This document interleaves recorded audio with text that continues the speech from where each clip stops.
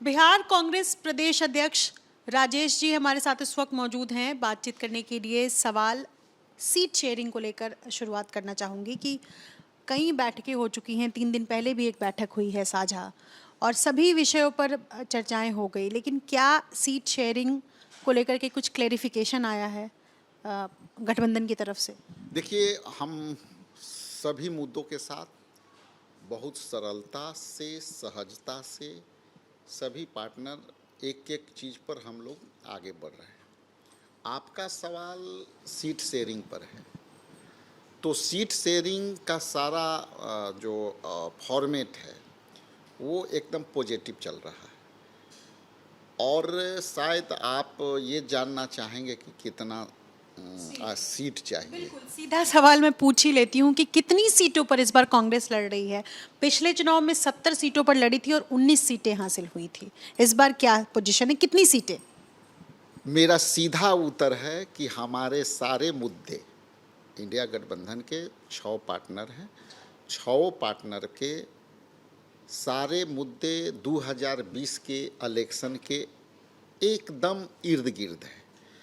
एक उसमें 2 पार्टनर नए आए हैं और 2 पार्टनर के लिए भी हम लोग एक रास्ता निकाले हैं, और वो रास्ता जो निकला है काफ़ी सकारात्मक है।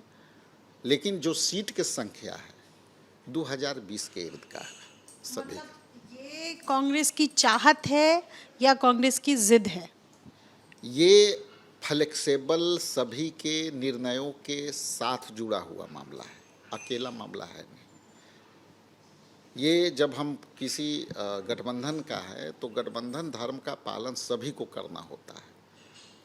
किसी को हो सकता है कि एक कदम आगे आना पड़े, किसी को एक कदम थोड़ा पीछे हटना पड़े, लेकिन सभी को मिल करके हम लोग सकारात्मकता के साथ आगे बढ़ चुके हैं। और अब तक जो निर्णय है वो काफ़ी पॉजिटिव है, होने वाला है। सर, जो 2 नई पार्टियों का आपने जिक्र किया कि इस बार नई पार्टी 2 हैं, एक तो मैं वीआईपी समझ रही हूँ, दूसरी किसकी बात कर रहे हैं? एक पार्टी और है, रामविलास जी के छोड़ जी जी एक और है, उनकी भी बात चली है, और संभवतः हम लोग अपने तरफ आएंगे, और पॉजिटिव है अब तक, उसमें हम लोग काम कर चुके हैं। मतलब औपचारिक घोषणा बाकी है, लेकिन आप कह रहे हैं कि पशुपति पारस की पार्टी जो है आरएलजेपी, उसको आप सीटें देंगे? सीटें देंगे, अभी हम लोग औपचारिकता वाली बात है, उनको हमारे और दूसरे साथी से बात हो चुकी है। हमारे पास भी उनकी फ़ोन आई थी कि हम बैठना चाहते हैं। इस बीच में हम दिल्ली चले गए, इधर देखते हैं उनके साथ बैठ के उनकी क्या कठिनाइयां हैं, लेकिन हम लोग सभी चाहते हैं कि एकजुटता के साथ सभी मिल के लड़ें। अब सर, सवाल मेरा सिंपल है। 2 पार्टियां जो आई है, मेरे पास जो खबरें हैं उसके मुताबिक, और जो वीआईपी पार्टी के प्रमुख ने कहा कि 30 सीट से कम हमको नहीं चाहिए। पशुपति पारस की पार्टी को अगर आप एडजस्ट करते हैं तो 5 सीटें कम से कम वो मांगेंगे। 35 सीट तो आपके इधर कट गए। तो ये जो 35 सीट है, ये गैप कौन मैनेज करेगा? आप मैनेज करेंगे या आरजेडी? मैथमेटिक्स फिक्स करना मेरा काम है, और हम मैथमेटिक्स पर काम कर रहे हैं।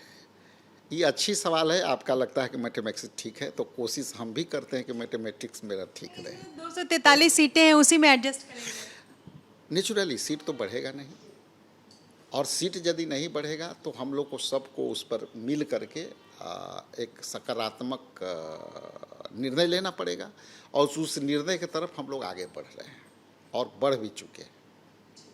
मतलब आपने अभी तक ये नहीं कहा खुलकर कि पीछे इसमें से कौन हटेगा, या कुछ सीट्स आरजेडी एडजस्ट करेगी, कुछ सीट कांग्रेस एडजस्ट करेगी, या पूरा पूरा कांग्रेस के ही जिम्मे? इसमें तो क्लियर है ना कि जब हम सभी मिल के एक निर्णय के साथ आगे बढ़ रहे हैं तो किसी को ना हटने की बात है, ना किसी को करने की बात है। सबके मिल के सामूहिक निर्णय होगा, और जो उसमें निर्णय होगा उसमें हम लोग सब कोई को मानना होगा।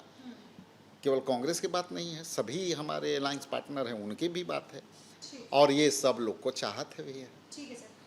अब मेरा सवाल अगला है, 9 जुलाई को जो यहाँ एक प्रोटेस्ट हुआ, मेजर प्रोटेस्ट, राहुल गांधी तेजस्वी दोनों साथ आए, और ये एसआईआर की जो प्रक्रिया चल रही है उसको लेकर, उसमें कंट्रोवर्सी ये हुई कि दो नेता कांग्रेस के, एक तो कांग्रेस के हैं कन्हैया कुमार और दूसरे जो निर्दलीय सांसद हैं पप्पू यादव, दोनों उस गाड़ी पर चढ़ने की कोशिश करते हैं और किसी भी कारणों से उन्हें चढ़ने नहीं दिया जाता है, लेट्स से।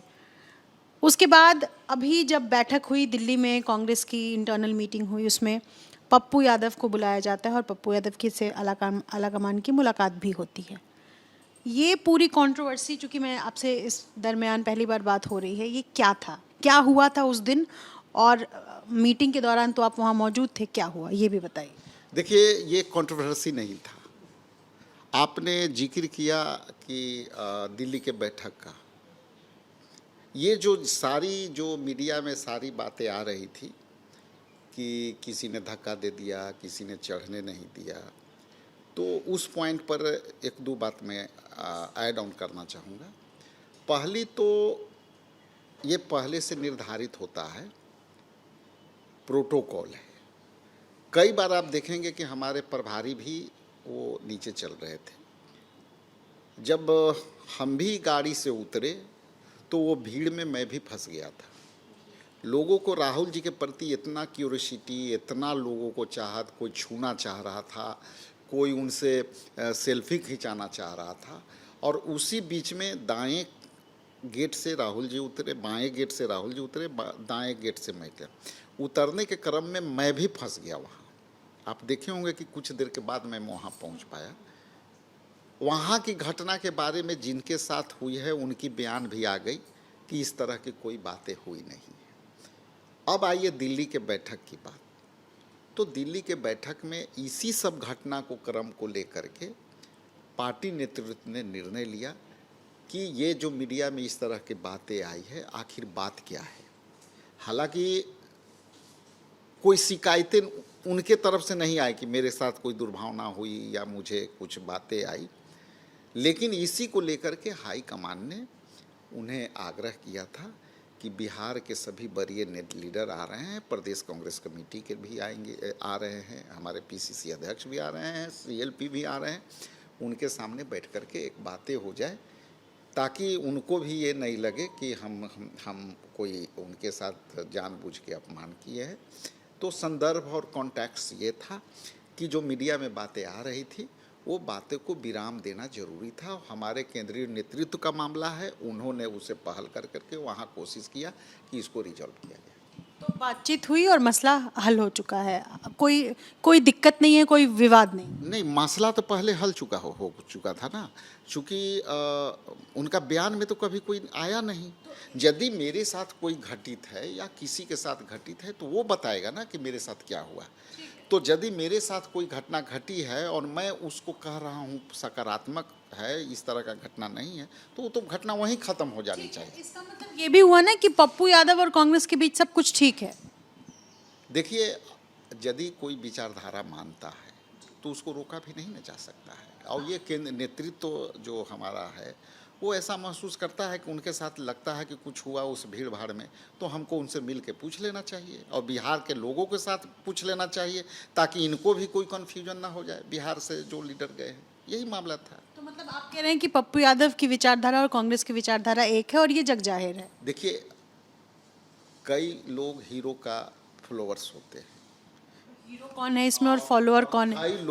कई लोग पार्टी के विचारधारा से जुड़े रहते हैं।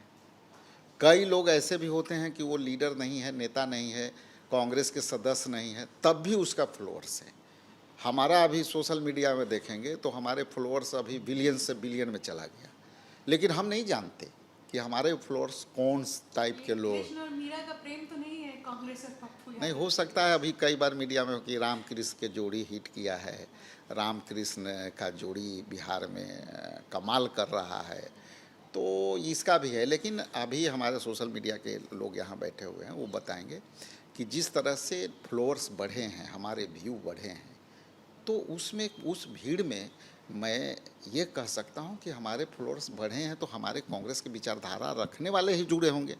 आप नाम लेने से क्यों बच रहे हैं राजेश जी? इतनी देर से हम पप्पू यादव के बारे में बातचीत कर रहे हैं, आप उनको से कह के संबोधन कर रहे हैं लेकिन नाम लेने से बच रहे हैं। आप नाम ले रहे हैं ना, कंटेक्स्ट तो यही है, आप तो नाम ले रहे हैं और उसी कंटेक्स्ट में बात हो रही है, तो आप जब नाम ले रहे हैं तो इसमें कोई डिफरेंस तो है नहीं। मतलब आप बच रहे हैं। नहीं, बचने कहाँ, आप तो नाम ले रहे हैं सीधे, मैं माना तो किया नहीं कि उनका नाम क्यों ले रहे हैं, नाम ले रहे हैं, धड़ल्ले से लीजिए, इसमें कहाँ कोई परहेज है। मीटिंग में आए वो भी मैं कह रहा हूँ कि मीटिंग में क्यों बुलाया गया वो भी मैं बोल रहा हूँ, और वो भी एक कहीं ना कहीं सांसद हैं, तो एक शिष्टाचार, औपचारिकता, और वो खुल्लम खुला कांग्रेस को यदि सपोर्ट समर्थक हैं तो उनको रोका भी नहीं जा सकता ना। एक तरफा प्रेम है। क्या कांग्रेस भी प्रेम करती है, पप्पू यादव को उतना ही चाहती है और लेने के लिए आतुर है, ये तो बताइए अध्यक्ष हैं आप। ये कांग्रेस पार्टी सभी से प्रेम करती है, ऐसा थोड़े है, सबसे प्रेम करती है, उसमें वो भी। हाँ, अब इसी पे एक और सवाल है कि पप्पू यादव अगर बिहार में खुल्लम खुल्ला तो समर्थन कर रहे हैं, राहुल गांधी जी ने मुलाकात भी की पप्पू यादव से, तो अब सवाल ये है कि क्या इससे जिस पार्टी के साथ आप चल रहे हैं बिहार में, आरजेडी और पप्पू यादव के बीच दूरियां किसी से छिपी हुई नहीं है और बिहार में हर जगह इसकी चर्चा है, क्या इससे खतरा है? हमारी संबंध को लेकर के कोई आशंका नहीं होनी चाहिए। हाँ, ये बातें हैं कि यदि मीडिया में इस तरह की बातें चलेगी तो हो सकता है झगड़ा हो जाए, लेकिन हमारी तरफ से और हमारे गठबंधन के लोग भी काफ़ी सजग हैं, समझदार हैं। यदि उनको समर्थन से, बाहर के समर्थन से यदि गठबंधन को कुछ फायदा भी हो जाए तो उसमें नुकसान नहीं होना चाहिए। मतलब आप लोग पप्पू यादव का फायदा उठाने भर से उनका इस्तेमाल करना चाहते हैं? नहीं नहीं, फायदा की बात नहीं है। उनको तो हम लोग कभी आग्रह नहीं किया, लेकिन उनको एक मन में है कि हम कांग्रेस की विचारधारा से जुड़े हुए लोग हैं। तो जैसा कि मैंने पहले भी कहा कि कई ऐसे लोग भी हैं मीडिया में ही जो कि ऑफ रिकॉर्ड कहते हैं कि भाई हम मानसिक तौर से कांग्रेस का है।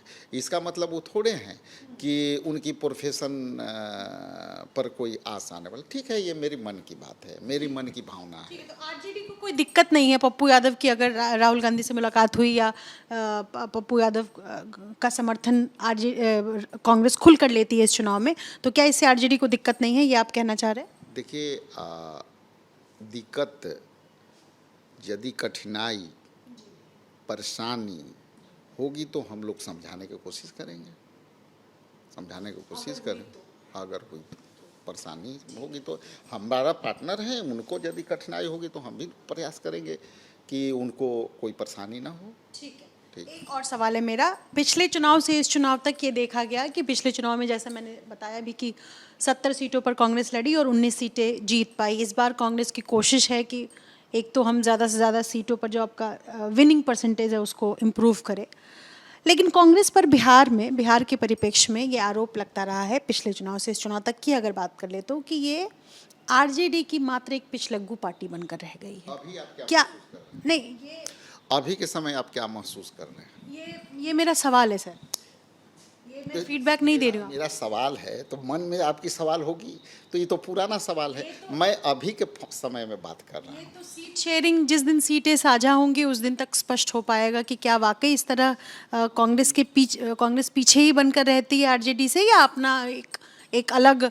प्रारूप इस बार तय कर रही है? इसका जवाब आपको जब गठबंधन के सारे टिकटें बाहर आ जाएगी तो अपने आप मिल जाएगा। और जहाँ तक गठबंधन में है तो गठबंधन में देखिए, ये बात सही है कि लोकतंत्र में जो जीतता है, जो जीता वही सिकंदर। यदि यही होता, हम अल्प मत में होते हुए 19 सीट हमारे पास था और किसी दल को घटता और हम समर्थन दे देते तो हम ताकतवर कहलाते, वही 1900 किसी दल का आंकड़ा। हार जीत से किसी दल को कमजोर या मजबूत नहीं कहा जा सकता है। वही जनता सत्ता पक्ष को देता है एक टाइम में, और वही जनता विरोधी पक्ष को भी देता है, लेकिन अंतोगत्वा कमजोरियां कहाँ दिखती है?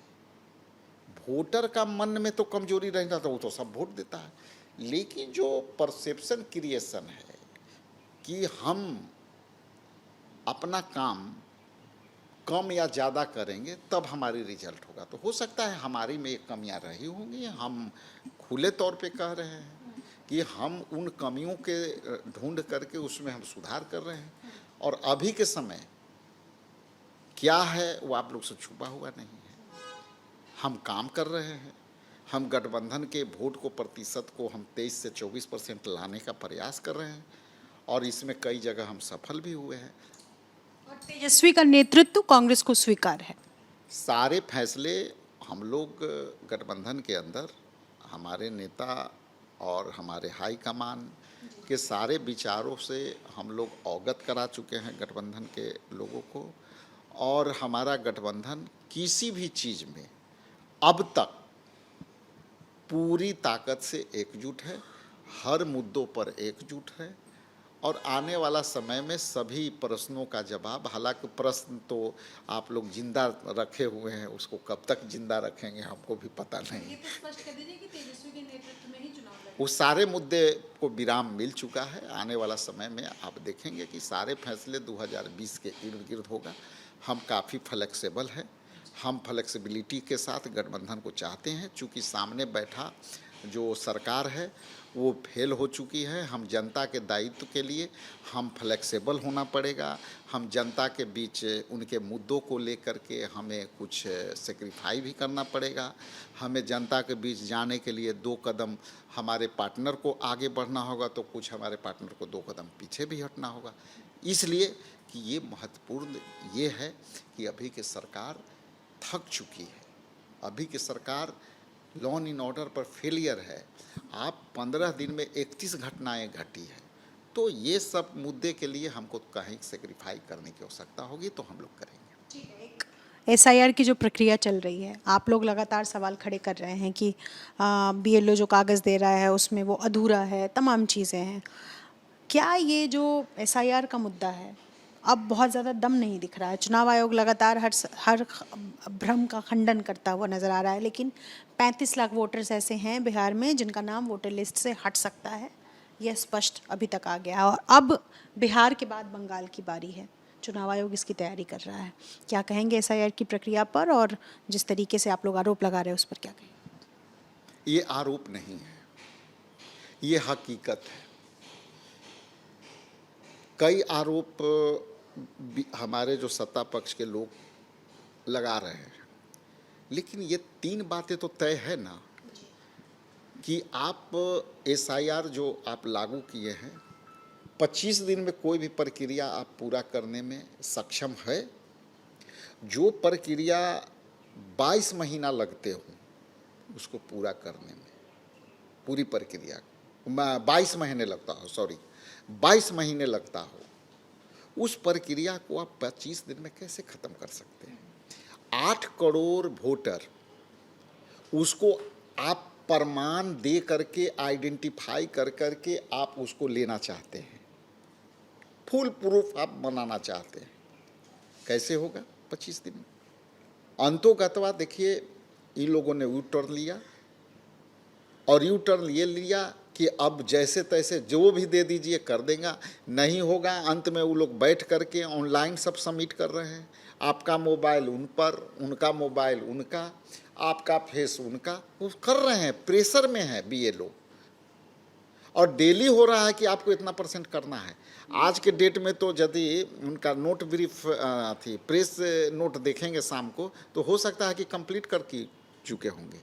लेकिन आप खुद सोचिए कि वो प्रक्रिया 25 दिन के अंदर आप कैसे पूरा करेंगे?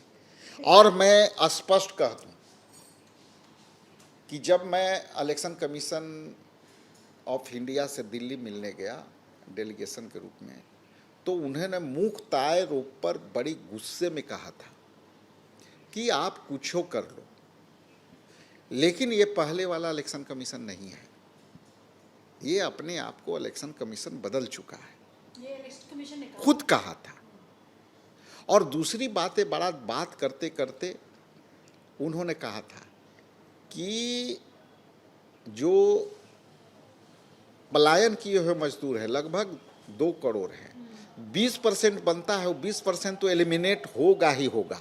और मैडम आप ऑन द रिकॉर्ड, आप रिकॉर्ड करिए सारे मीडिया में मैं बोला हूँ कि 20% के आसपास ये लोग वोट देने से वंचित होंगे, उनके साथ वोटबंदी हो जाएगी। आज 35 लाख का आंकड़ा है, इसको आने वाला समय में 2 करोड़ से कम नहीं होगी, कम भी होगी तो 1 करोड़ 80 लाख से आसपास होगा, ये मेरा अनुमान है। कौन लोग होंगे ये 2 करोड़ जो वंचित होंगे? ये उसमें सबसे ज़्यादा तो पलायन किए हुए जो मजदूर हैं, जो दिल्ली में हैं। अभी मैं दिल्ली गया था तो कुछ अप्रवासी लोग से एक जगह मैं खाना खाने गया, पूरे बिहार के लोग थे। उनसे पूछा कि आप गए अपने वोट को ऐड कराने? तो वो बोला कि सर हमने प्रयास किया, ट्रेन के टिकट नहीं मिली। आजकल पहले था हम लोग कटवाते थे टिकट, वो भी अभी बंद है। अब हमको 7 लोग यहाँ रहते हैं, मेरे पलायन किए हुए मजदूर से हमारी दिल्ली में बात हुआ, और वहाँ जो छोटे मोटे नौकरियाँ कर रहे हैं उनके, वो पहुँच नहीं पाए। और ऑनलाइन करना है, उनके पास पेपर नहीं है। ठीक है, तो मतलब पलायन किए हुए लोग और जो बाहर नौकरी ये इसमें जो सरकार के पास आंकड़ा है और ये कर चुके हैं, चूंकि अब आनंद फानन में आपका नाम उसका नाम डाल करके कोटा पूर्ण करेंगे और लास्ट में उतना कहेंगे कितना छट गए। उनके पास छांटा हुआ है। जो इलेक्शन कमीशन के चेयरपर्सन ने बोला, मैं पहले ही कह चुका हूं कि ये इनका काम हो चुका है। ये केवल इसलिए दे रहे हैं पब्लिक में एक रिफ्लेक्शन कि कैसे पहले हम लोग सिनेमा देखते थे तो देखने जाते थे, पोस्टर हम लोग देखते थे कि कमिंग सून, कौन कौन फिल्म आ रहा है, तो 16 फिल्म आ रहा है, इतना तारीख को आ रहा है। तो ये उसी तरह से कर रहे हैं कि इधर से लाएंगे और उसको दिखाएंगे कि कमिंग सून है। वो हो चुका है, वो फिल्म लगना खाली बाकी है। मतलब पहले से ही छाट के रख चुका है चुनाव आयोग। हाँ, चूँकि देखिए एक माननीय राज्यसभा के सांसद ने एक क्वेश्चन किया था कि बिहार में कितने पलायन किए हुए लोग हैं। एग्जैक्टली 2 करोड़ जो है श्रम संसाधन विभाग ने जवाब दिया था। लोग 2 करोड़ रजिस्टर्ड पलायन किए हुए हैं, ये शब्द है रजिस्टर्ड।